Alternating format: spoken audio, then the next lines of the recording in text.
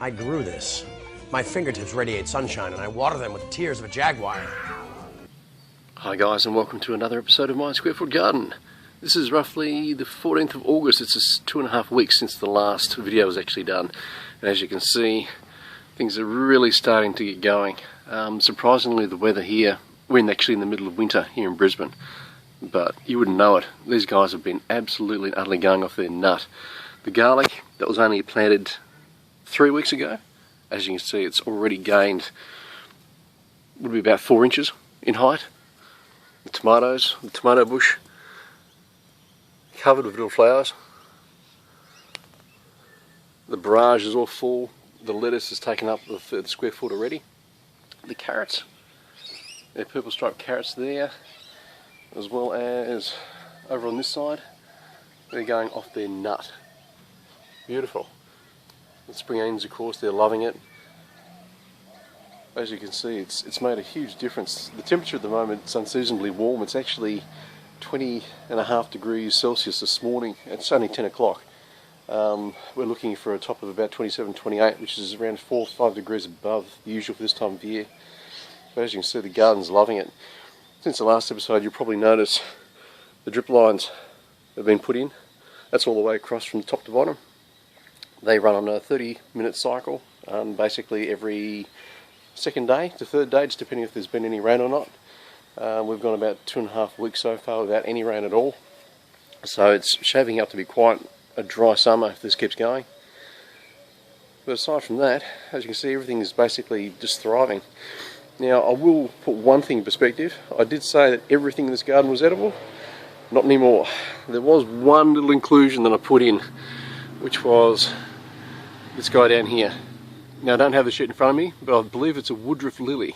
But I'll actually put up a screenshot of that somewhere on here so you can actually see what the full-blown version looks like.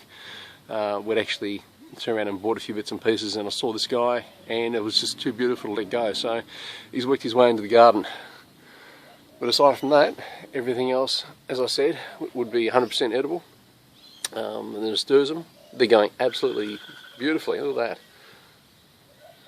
All the flowers on those are edible. Plus, of course, they're all companion plants, so they basically have benefits. The barrage is a really good attractor for the ants. I have noticed that all the ants are basically not on there now because I've got the sprinkler or the dripper system going, so they've all run for cover. But normally you come out here in the day, there'll be at least 6 or 7 just basking on the leaves, so that keeps them out of trouble. Aside from that, marigolds are having a bit of a hard go, but then again they got pretty well savaged by snails as well.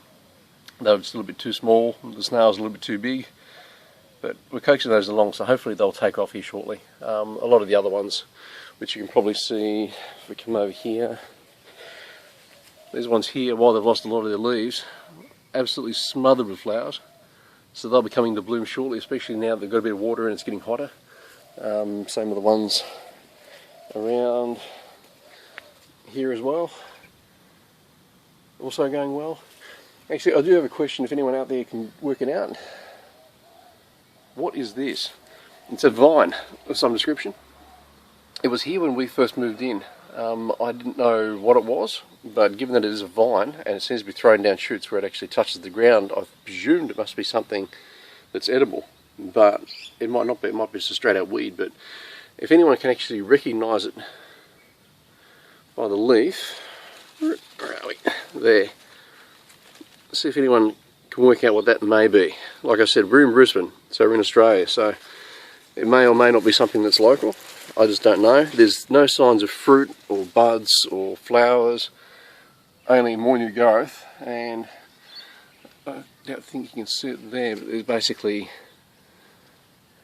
as you can see there, it's all new growth through the top. But wherever it touches down, it's like a pumpkin, it just automatically shoots.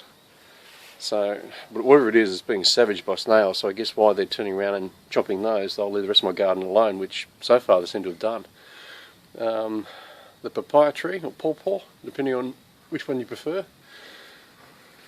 I've actually got, where are we? Up the top there.